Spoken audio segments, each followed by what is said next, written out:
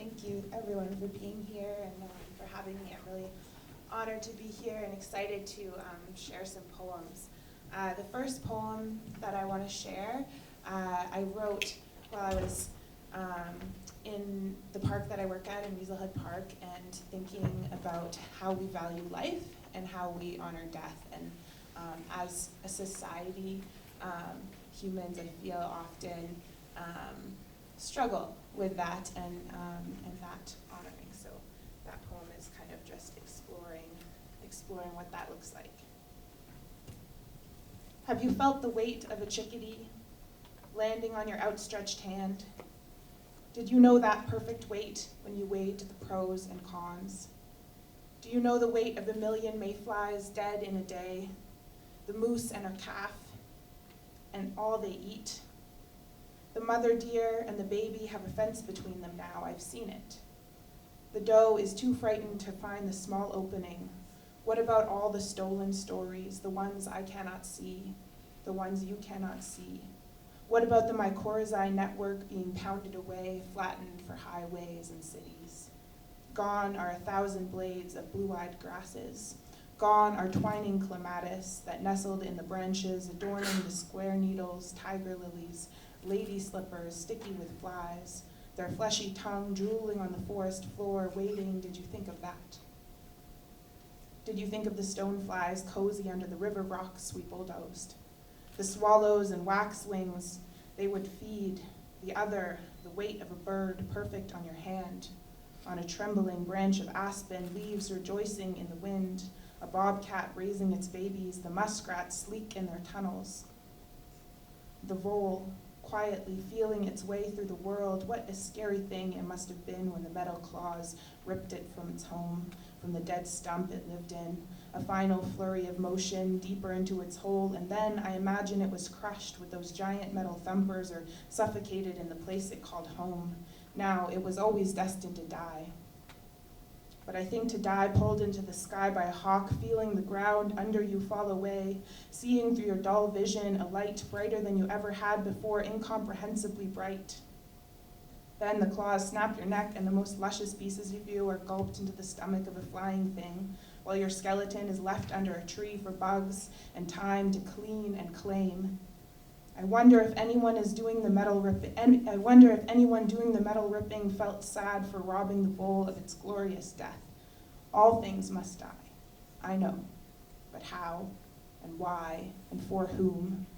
I cannot believe anyone thought about the death of so much for concrete and people in a hurry, and more houses that are mostly empty. What work we have to do in our honoring of death. What sadness will curb our endless appetite for pavement growth. I wonder what spruce trees think, what a spruce tree with a bent trunk would say to us. It spent its life growing into the sun, curving its body around the dark or the fallen in order to grow more. I wonder what it would think of us, moving a river because it was easier than building around it. How ridiculous we must seem, hammering our spikes into the ground with no way to pull up nutrients we meet underneath. How naive, how wasteful, how wanton. All things must die. It's true. But have you ever felt the perfect weight of a chickadee? All things must die. It's true. But how and why and for whom?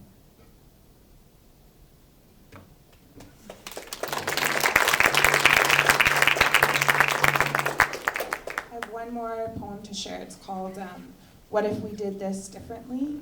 And it's about the way that we interact between communities, between stakeholders, between land and animals and people and just all interactions and trying to reimagine. And I think maybe today has some of those values too about thinking how we interact and how can we do things differently and create a more compassionate culture. What if we did this differently? Have you tried to explain manageable risk to a stonefly? Showed your permits to an uprooted spruce? Asked the benthic for its bottom line? What did John Deere say to the white-tailed warnings? It all sounds like a joke sometimes. But the audience is concrete and contracts, chain of command and out of our hands, power tools and metal arguments. What if we did this differently? Meet me in the meadow. Lay in the sweet grass, will you tell me of the 8 lanes you are dreaming of? Ask the tender balsam buds if it is possible to heal. Every rotting stump knows when to stop fighting, talk to them. Ask the saplings growing from their remains what it means to be grateful. I know it seems like there is too much dust to settle, not enough rain. The sweet berries have jet lag. I wonder if next year they will taste like dust and power lines. I guess we'll see. And fair's fair, so maybe I'll meet you in rush hour traffic while I ask you to consider the risk. Sift through paperwork and balance a budget while I convince you that it's worth it to spend extra on a bridge, a sound wall, a corridor, a box for bats. What if we did this differently? Dropped the bleeding hearts and blame, dropped the indifference and disconnect, found ourselves a language that didn't include bitterness, that didn't come ready to be disappointed. Care needs to be cultivated, connected, breathing. Solutions are a living thing. What if we did this differently? Thank you so much.